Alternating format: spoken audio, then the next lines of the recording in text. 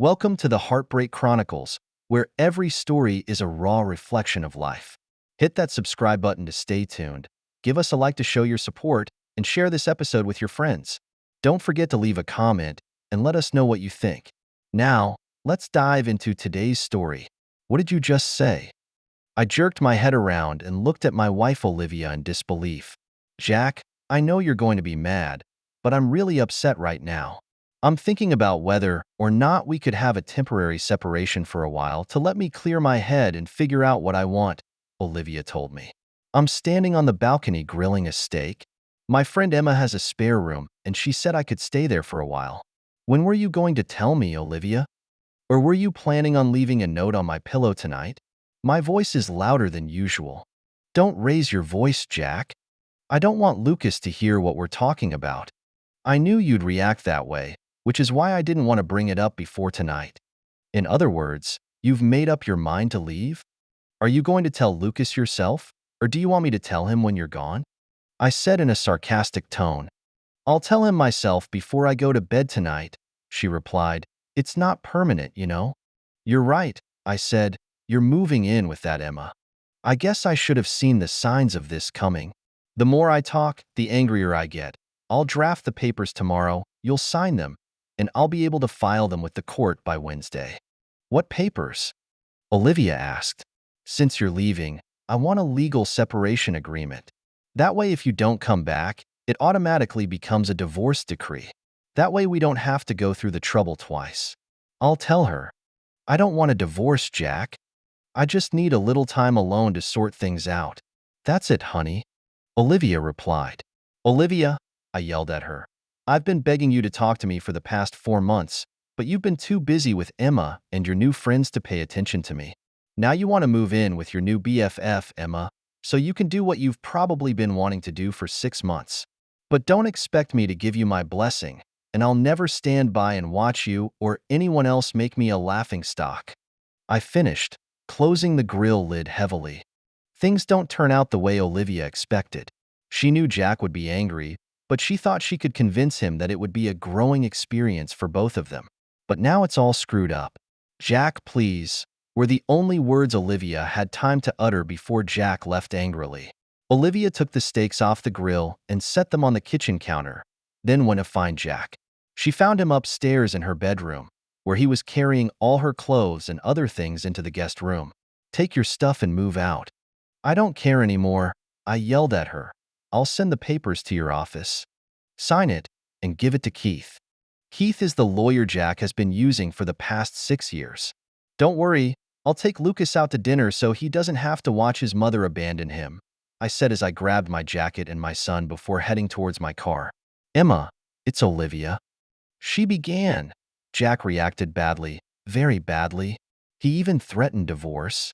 Olivia said as tears began to well up in her eyes. I told you he wouldn't be happy, but he'll figure it out soon enough. Don't worry, Emma said on the other end of the line. In a few weeks, he'll be begging you to come back, and then you'll be in control. I hope you're right, Emma. Because now he's ready to kick me out the door and start divorce proceedings, she said hesitantly. I need some time alone, but I don't want to end my marriage. I'll be right over to help you pack, Emma said. The sooner you get away from him, the sooner you can figure out what you really want. After that, Emma drove over and helped Olivia pack up most of her things and left the house before Jack and Lucas returned. I expected this to happen. Olivia and I are both accountants and met 8 years ago while auditing a company that filed for bankruptcy. We each represented different banks that had a financial interest in the failing company. We worked together and had lunch and dinner together almost every night. By the end of a full week of auditing, we realized that we hit it off with each other. Olivia is about 5 feet 68 inches tall, has brown hair and weighs about 79 pounds. She had a pretty face, but was a bit plump. Jack is about 5 feet 73 inches tall, weighs about 88 kilograms, and at the age of 22 had a beer belly from eating out every day. These two geeks were made for each other. We were married 4 months later, and Olivia was pregnant 8 months later. Olivia had a difficult pregnancy and spent the last 5 months on bed rest, resulting in a dramatic weight gain.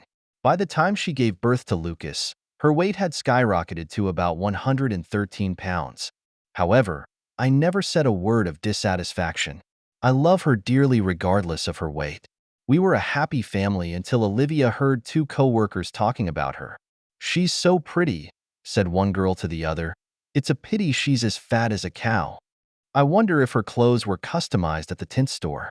She laughed out loud. They may think it's funny, but Olivia doesn't. Emma walks into the restroom and sees Olivia crying. "Are you okay, Olivia?" she asked. "Everyone thinks I'm a fat pig," she cried. "If they knew how hard it was for me to lose weight, they wouldn't be so mean." "Look, girl," Emma said, "you just need a good diet plan and to go to the gym. You're a beautiful woman, just hiding under the fat. You just have to make up your mind to do it." That's what Olivia did. "I do the books for a local gym, so we get a great membership deal. We join the next week. The gym has its own daycare, so we can take Lucas with us after work. Olivia literally works out like a charm, 6 days a week, while I can only spare 3 nights a week to go." When the weight didn't come off quickly, Olivia went to the doctor and got a prescription for diet pills. "I'm not happy about this, but Olivia has made up her mind to lose weight." 8 months later, Olivia is a slim 57 pounds and looks fantastic. She bought a whole new outfit and everyone, including everyone at her workplace, said she looked great. That's when the trouble started. We're at Olivia's company Christmas party and all hell is breaking loose. Olivia wears a dress that's a little too revealing and gets pestered by her male coworkers all night. She basked in all the attention as if she were in heaven. When a group of men caught her under the mistletoe, she kissed at least a dozen people until I walked over to put a stop to it all. Olivia may have had a little too much to realize the men's hands were wandering all over the place as they kissed. I take Olivia's arm and tell her it's time to go home. "Don't want to go just yet," she said a little unhappily, even with a small tantrum. "Olivia, I'm leaving now, with or without you," I finally told her. She reluctantly agreed, but I could tell she was angry. On the way home, we had a big fight. "Olivia, you acted like a cheap woman tonight." I raised my voice. "I and everyone else saw those men make a move on you and you didn't react." "It's just a little harmless fun. No big deal," she replied. "Not from my perspective. How would you feel if it was me kissing and groping some girl instead?" I asked, but I knew she was too drunk to think rationally anymore. Olivia got sick that night, and thankfully she got out of her new dress before she threw up all over it.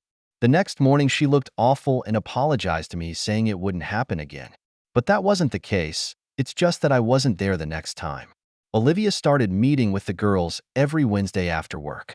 There were 7 girls, married and single, who would go to Tony's for a drink or two after work. At first, she would come home at 6:30 p.m., but that soon became 7:30 p.m. and eventually even dragged on until 9 p.m. By the time Olivia got home, Lucas was asleep and I wasn't in a much better mood. When we first got married, we had crazy sex like teenagers and it was never enough. Now it seems that if we do it once a week, it's a big deal. But one thing is for sure, Olivia is always in high spirits when she comes home every Wednesday night. And tonight was no exception. Neither of us had much sexual experience, and when we first got married, we were a little too uptight to try new things. We slowly learned from each other about what we liked about each other, and with the addition of watching some adult movies, we got more and more fancy. However, now every week when Olivia comes home, she seems to want to try something new and exciting, which makes me wonder where she learns these ideas. Olivia wasn't even very good at oral sex when we got married, but even a bad blowjob was better than none. Tonight, she stepped out of the shower, naked, and asked, "Where's my handsome man?" She had a little too much to drink and came home later than usual, but she knew how to put me in a good mood. She climbed onto the bed, spread my legs, pulled down my panties, and gave me the best blowjob ever. I thought to myself, she's already wet, and when I rolled over and was about to suck her off, she stopped me. "Just come straight in tonight, Jack. I just want you to give me the best sex I've ever had," she said. "I'm doing the best I can. I don't want it to be over too soon. I think about my mom, about the new audit program, about anything just to hold on for a few more minutes." Olivia seems to be enjoying herself, and she screams as if I'm killing her. When I finally release, Olivia collapses onto the bed. "God, I need this so bad," she told me, "but I think I might be sore for a week," she laughed. I climbed up and kissed her and told her how happy I was to be married to her. Well, that's the way it used to be until this week. After dinner, Lucas and I came home to find the house empty. Emma again. I thought to myself, since Olivia's weight loss success, Emma has been egging her on to do this and that. No wonder her husband left her. She's a bitch and now she's trying to turn my wife into one too. I gave Lucas a bath, put him to bed and read him a story. When he asked about Mommy, I just told him, Mommy went out to visit a friend and will be back in a few days. But I don't think so in my heart. I went downstairs and called my mom and explained the situation to her. Mom, can you watch Lucas during the day? Until I find a long-term nanny. Honey, Olivia will figure it out and be back by the weekend. You know, she can't stay away from Lucas for more than a few hours, Mom reassured me. But I'll come over and watch him before you go to work. I hope she's right, but I'm not so sure. On Monday, I contacted Keith and told him that Olivia had left me. I want to make sure I'm fully protected, including getting permanent custody of Lucas. I want the agreement to make it clear that if either of us does something we shouldn't, the other gets 65% of the property division. I thought she might want to cheat, and I wanted to be prepared, I told Keith. Don't you think you're overreacting, Jack? She just left and you're ready to draft divorce papers? He asked me. Olivia's been planning this for a while. Maybe this will wake her up. If it doesn't work, I don't want to lose what I've been working on for years just because she wants to try something new, I replied. Okay, Jack. I'll get the paperwork ready today and have it delivered to her office tomorrow. Anything else to add? That's all for now. I'm just trying to draw the line so she understands what she could lose. By the way, Keith, I still need to prepare 2 other agreements, but there's no rush on this one, and I'll send you the details later this week. When Olivia arrived at the office on Tuesday, she was in a bit of a down mood. This is the first time in 8 years she's been away from Lucas and Jack for so long. When she returned from lunch, she was told that someone was waiting for her in her office. Olivia Spencer? The man asked. Yes, I'm Olivia. Can I help you? She replied. There's a letter for you over here, he said, handing her a manila envelope. Olivia spent half an hour perusing all the terms of the separation and the division of property. While it's more of an actual divorce document, it states that Jack will have full custody of Lucas for the time being and Olivia can visit with reasonable notice. After reading it, she was both hurt and angry. I've only been gone a few days and Jack's about to give up on our marriage, she muttered to herself. She tried to reach Jack, but his secretary said he was out of the office for the day and her call went straight to voicemail. At the moment, Jack is at home changing the locks on his doors, dealing with the financial split, and removing Olivia's name from his insurance account. By 4 p.m., I finished all my business and turned on my cell phone. 12 messages from Olivia. I muttered to myself before deleting them all. I had dinner with Lucas at my mom's house and told her what I did. Jack, Olivia's going to be furious. If I were her, I would too. How far are you going to take things? I'm sorry, she asked. One step at a time, Mom, I replied. I can't fix this marriage on my own, especially if she won't listen to me. So I raised the stakes. She started this mess, but I will end it. If I found out she was cheating on me, I would never believe anything she said. Right now, I'm just protecting my son and myself. If we end up getting back together, that's great. If I can't, I'll hold all the chips. Son, I've never seen this side of you before. Remind me never to piss you off, my mom said with a smile. Olivia returns home and tries to open the door with her key, only to find that the locks have been changed. Damn, she muttered to herself, noting that it was a new lock.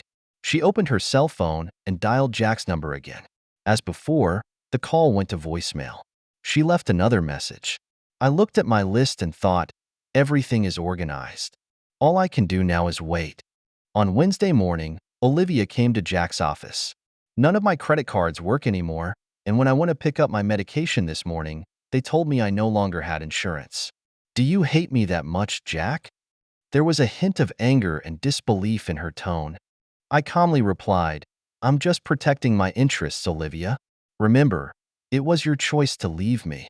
I'll pay all household expenses and Lucas fees, but from now on, you'll have to cover your own personal expenses. That way we won't have any financial disputes. Jack, you're letting this get completely out of hand. Olivia raised her voice now. I just need a little time alone, that's all. I leaned over my desk and said in my most serious tone, Olivia, do you see the word idiot written on my forehead? I may not be the savviest person in the world, but I wasn't born yesterday either. Emma has messed with your head so much you can't seem to find your way around. You think you can go around having fun like you did when you were single and not have to suffer any consequences? Nice try. I continued, honestly, you've probably already betrayed me. So why are we even having this conversation? Right now, I'm so angry I can't even walk in a straight line. In order not to say anything that would completely destroy our marriage, I think it would be best if you left now. When I finished, I sat down. Olivia looked shocked and then angry too. You can't boss me around like I'm a child. I'm an equal partner in this marriage, fuck you. She yelled at me. Well, not much has happened between us in the last 6 months, has it? But I guess you found enough fun out there for now. I purposely said it loud enough to make sure Olivia could hear it. Upon hearing this, Olivia turns and walks out angrily. Actually, she hasn't really cheated yet. You see, about a month ago, I started sending someone to follow her every Wednesday. There was a lot of snuggling and groping, but things didn't go any further than that. I knew she'd be easily tempted living with Emma, so I wanted to make sure Olivia understood the consequences she'd face if she did betray me. The first 2 weeks were tough.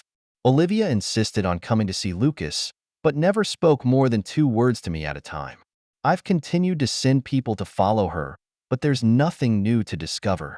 She still went out with Emma and the group of friends, but it wasn't just Wednesday nights anymore. Now she was out fooling around at least hour nights a week. Looks like someone's trying to make up for lost time, I said to myself as I looked at the report. However, I did find someone to take care of Lucas. Beth is a recent college graduate who can't find a full-time job. She's 23, blonde and petite. She comes from a large family and knows how to care for and discipline young boys. She has 2 younger brothers, so that's more than enough to deal with Lucas. We agreed on pay and hours, and she moved in the next day. Beth works as a waitress at a mid-range family restaurant on Monday, Wednesday, and Saturday nights. Other nights, the 3 of us have dinner together.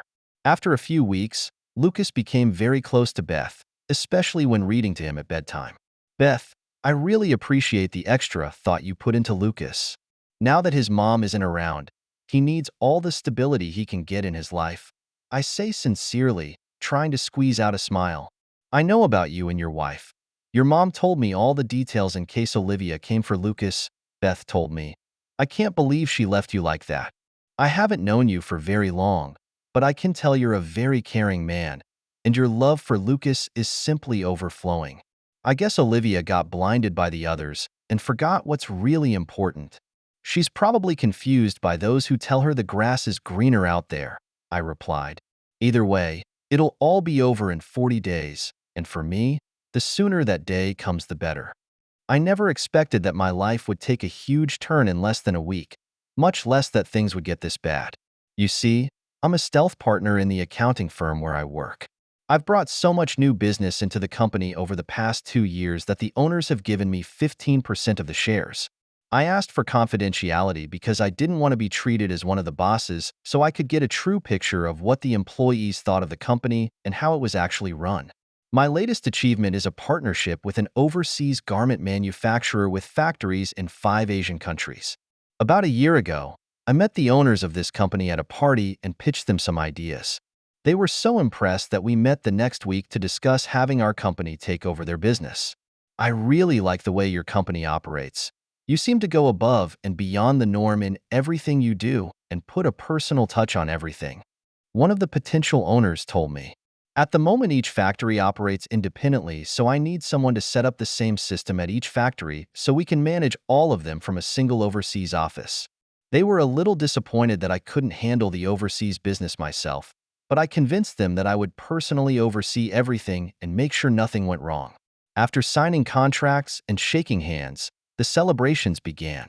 We've been working on this project for 9 months, and I would have loved to come home and tell Olivia the good news.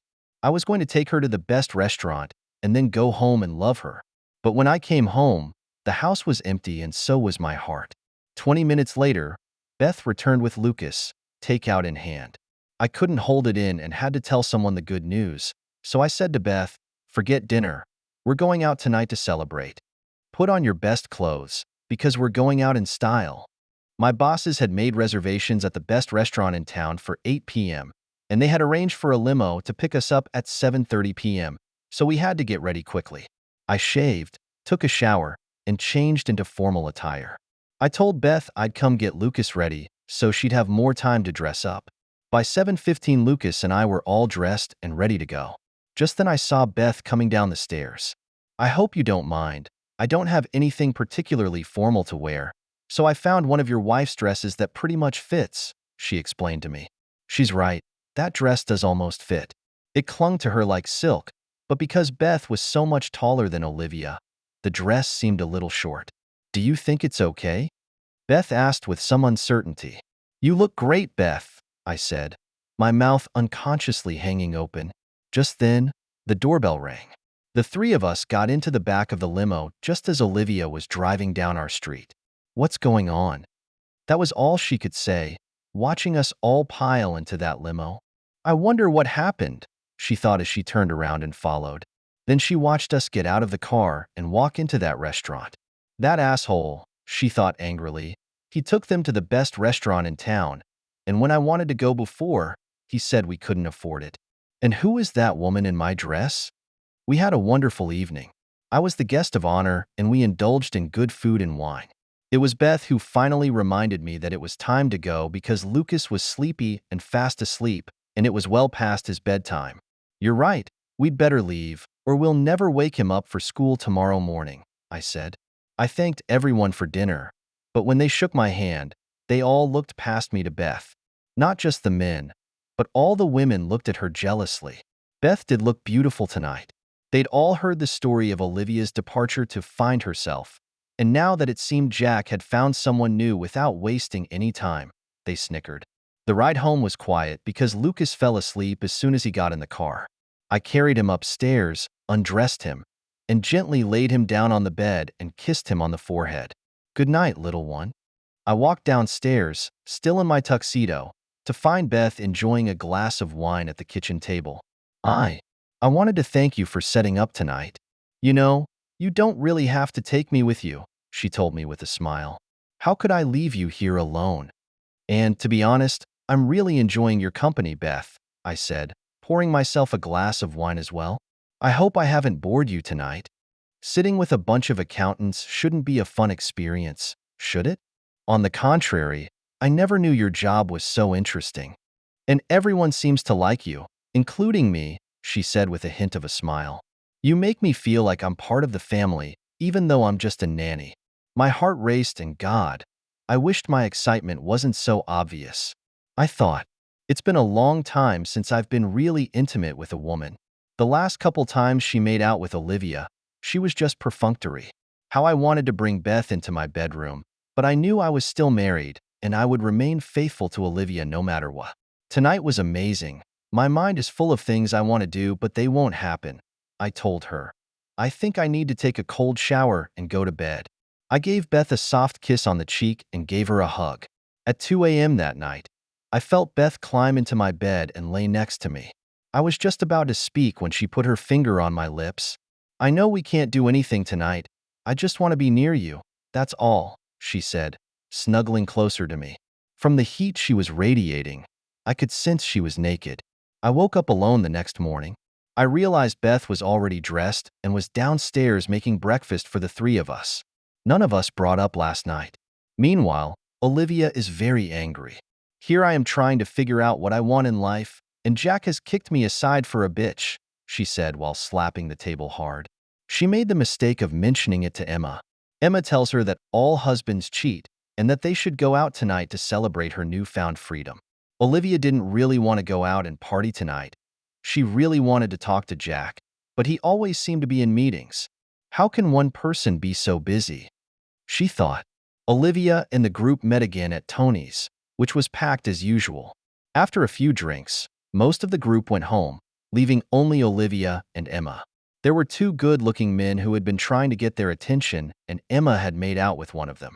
Another man pulls Olivia onto the dance floor, and she melts into his arms as a slow song plays. His warm hands roamed her body. Olivia felt herself slowly succumbing to the man's charms. It's been a long time since she's been intimate with a man, and this guy is good-looking and clearly interested in her. When he kissed her, she didn't stop him. She didn't resist when he moved to the corner of the dance floor with her and pressed her gently against the wall. She should have stopped him, however, when his hands slipped up her skirt, fondled her breasts, and flicked her panties aside. Especially because the private investigator Jack hired is putting it all on videotape. The four ended up back at Emma's apartment together. Despite the fact that Olivia was by now naked on the bed and the man was on top of her, she finally came to her senses. "I can't do that," she gasped. "I really can't. I'm still married, and I still love my husband anyway." Despite the man's best efforts to persuade her, Olivia stood by her decision. He had to leave angry, leaving Olivia alone. That night, Olivia took 2 cold showers. "I have to clear my head," she said to herself the next morning. However, something beyond her control has begun to change her life, and never for the better. On my computer screen, I saw pictures of Olivia, the last one of the 4 of them entering Emma's apartment. I sent these photos to my attorney and told him to prepare the paperwork, but to hold off on taking action until Monday. "It looks like she's finally made up her mind," I said with sadness. "I really wanted to get back together with Olivia, but that's not possible now." The next day, I told my bosses, "I've decided to handle the Asia program myself. I needed to get away for a while to clear my head and get my life back on track. Jack, everything is ready for the launch next Tuesday, the 12th. Can you be ready by then?" They asked. "Give me 2 days to get my affairs in order and find an apartment to settle into." "I'll be ready that afternoon," I replied. I scheduled my staff to handle all the unfinished projects. I drew up papers authorizing my mother to act as my sole agent and told Keith to serve Olivia with the papers the following Monday. "I'll be on a plane by the time she gets the paperwork." "Gave her as much notice as she gave me," I said bitterly. That night, I returned to a home that would soon no longer be mine and felt very sad. Olivia and I picked this house together, and there are so many great memories here that will now be in the past. I was unusually quiet at dinner, and Beth thought she had done something wrong. "No, not your problem. I just have a lot on my mind. We'll talk after Lucas goes to bed," I tell her. By 10 p.m., the house was quiet and Beth and I sat facing each other. Beth spoke first. "Jack, what's wrong?" "If it's because of what happened the other night, I'm really sorry and I promise it won't happen again." "Beth, it's not that," I began to explain. "Remember that party the company threw for me? I decided to do the overseas work myself. Lucas and I are leaving Monday morning." Beth's expression changed from worry to surprise, but quickly turned to sadness. "That's fantastic, Jack. But what should I do?" I took a deep breath and asked the important question, "Will you come with us?" Beth's eyes instantly lit up with joy. "Of course I do." She almost shouted, then calmed down. "Are you sure, Jack?" "I'm pretty sure, Beth. Do you have an updated passport?" I asked. "I updated it last year when I went on vacation with my college friends," she replied. "Then it's settled. You'll need to have everything packed by Saturday because we're going to have to send our bags ahead of time. Leave only the clothes you need for the weekend and Monday's trip. You can tell family and friends, but don't let Olivia know until we're already in the air. I'm not sure it's completely legal to just take Lucas, but I'm going to do it anyway. I'll answer all the questions when we get back." That night, I had a long talk with my mother and explained everything to her, including authorizing her full representation. "Olivia may be up in arms Monday afternoon, but I still want you to list the house for sale next week. Keith will send you a copy of the file I gave Olivia. If she has any questions, let her talk to Keith directly." "Are you sure this is what you want, Jack? Don't you want to try to communicate with her again?" My mom asked. "She's made her choice, and now she can sleep with anyone she wants." I said firmly. "You're taking Beth with you? She's trying to get the last bit of information out of her son." I wasn't sure where we were going, but she kept me smiling and kept me sane. Other than that, I may have some real feelings for her, and that's all I have to say about that. We're coming over Sunday night, so you can say goodbye to Lucas." On Monday, Olivia had been trying to reach Jack, but his company told her he was working on a special field project and would pass it on. What the hell is he doing? "I'm sorry," she thought to herself, while she kept dialing his cell phone, but it still wouldn't connect. "Olivia Spencer?" a man asked. She nodded. "You have a letter for you over here," he said, handing her an envelope. "Now what?" She mumbled to herself as she tore open the envelope. Inside was a note from Jack that read, "Looks like you've made your decision. I wish you a happy life ahead." Then she saw the pictures. "Oh my God," was all she could get out. "How did he get those pictures?" She thought, "This asshole must have sent someone to follow me." She looked through the pictures, which were definitely not what you would want to see of your wife with another man. "But I didn't sleep with him. I have to make him understand that," she said to herself. "What do you mean gone?" "I'm sorry," she asked rhetorically. Jack took Lucas out of the country Monday morning for a 4 to 5 month program, Jack's mother told Olivia.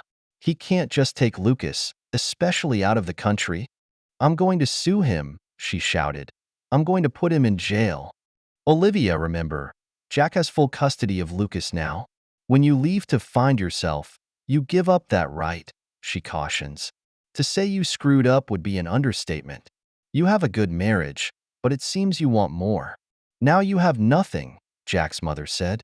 "I have to talk to him and explain that it's not what it seems," Olivia cried. "I'm still in love with him and I've never really slept with anyone else. He has to trust me." "Olivia, I've seen the pictures. If my husband were alive and did what you did, I'd divorce him too. If I were you, I'd write a letter explaining everything, and I'd make sure he gets it. In the meantime, you'd better get a lawyer." Olivia wrote a long letter explaining in detail how alcohol played a big part in the whole thing and how she stopped everything in time and hasn't really had sex with anyone since she left. Olivia stated that she still loved me and would wait for me to come home. Jack's response was short and to the point. "Olivia, you haven't acted like a wife since you managed to lose weight last year. It's as if you suddenly feel superior and no longer suitable for me. You revel in all the attention from men and make me feel like a tool to be used. You're always excited when you come home every Wednesday night, but all you want is a good sex session, not to warm up to your husband. I guess I can't excite you anymore. Now you and Emma are free to sleep with anyone you want. I told you a long time ago that Emma would end up ruining our marriage, but you think you know better. You're right, my son. Beth and I are building a new life based on love and trust. You can see Lucas anytime you want. I'll make all the arrangements. Sign it, because Mom is listing the house for sale this week.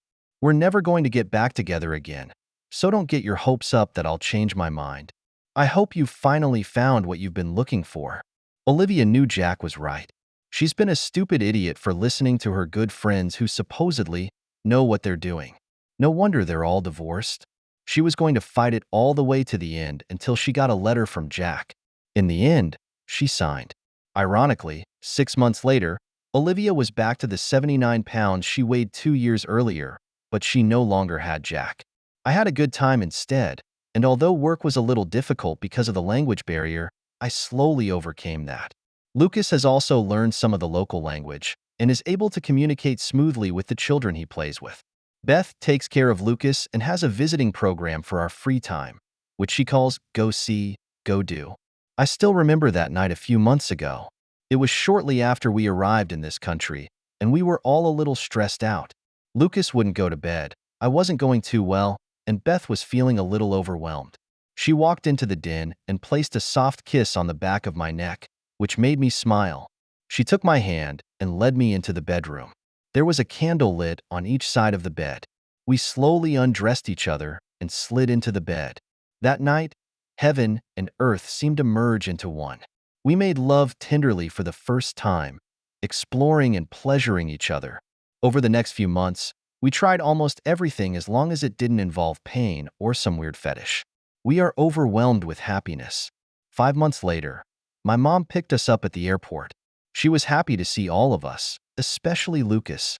On the way home, she kept glancing at Beth, who wore a look of contentment on her face. "How many months pregnant are you?" she asked suddenly. Beth seemed a little surprised. 3 months. "How do you know?"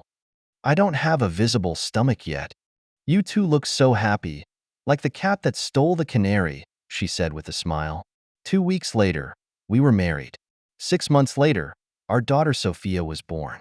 When Beth said she wanted to go to the gym to lose her postpartum weight, my face suddenly turned pale. 2 days later, I told her I had hired a personal trainer for her and that all the equipment would be delivered to her home. There's no need to go through that again, I thought to myself. Thank you for taking the time to listen to today's story. If you enjoyed it, please like and subscribe if you haven't already. If you have a story to share about your own or someone else's experience, please feel free to contact me. Take care.